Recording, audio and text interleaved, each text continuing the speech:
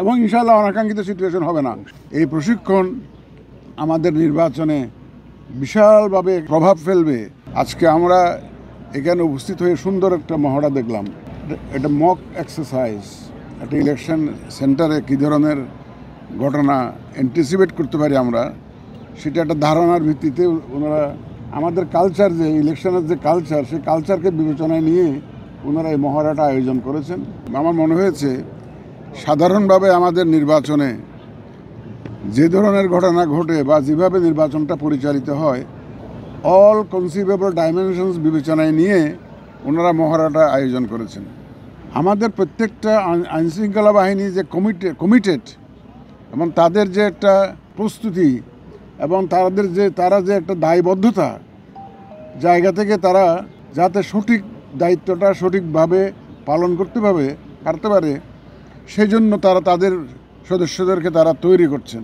তা আমি অত্যন্ত আনন্দিত এবং আমাদের নির্বাচন কমিশনের পক্ষ থেকে আমি বিজিবির কর্তৃপক্ষকে আবার ধন্যবাদ জানাচ্ছি এই ধরনের প্রশিক্ষণের আয়োজন করার জন্য। এই প্রশিক্ষণ আমাদের নির্বাচনে বিশালভাবে একটা, আমি বলবো যে, প্রভাব ফেলবে। দেখেন, পুলিশ আমরা ধরেন 2 জন পুলিশ দিতে পারি, 3 জন আনসার দিতে পারি। আর্মি 1 জন 2 জন এরকম দেওয়া যায় না। আর্মি তো তাদের একটা কন্টিনজেন্ট হিসেবে তারা মুভ করে।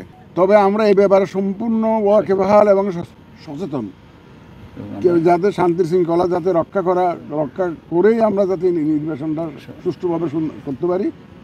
আর যারা প্রতিহত করার ঘোষণা দিচ্ছে, যারা সব ধরনের ব্যবস্থা আমরা নিব, যাতে কেউ সহযোগিতা লাগবে, আপনাদের সহযোগিতা লাগবে, সাংবাদিকদের সহযোগিতা লাগবে, দেশবাসীর সহযোগিতা লাগবে, ভোটারদের সহযোগিতা লাগবে। সুতরাং সবাই মিলে এই ধরনের সিচুয়েশন, অনাকাঙ্ক্ষিত সিচুয়েশন আমরা প্রতিহত করব এবং ইনশাআল্লাহ অনাকাঙ্ক্ষিত সিচুয়েশন হবে না।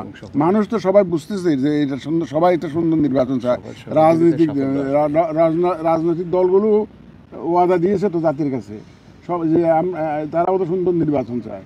সুতরাং সবাই সহযোগিতা নিয়ে আমরা ইনশাআল্লাহ একটা সুন্দর নির্বাচন আমরা সফল কাম হব, এই বিশ্বাস আমাদের আছে।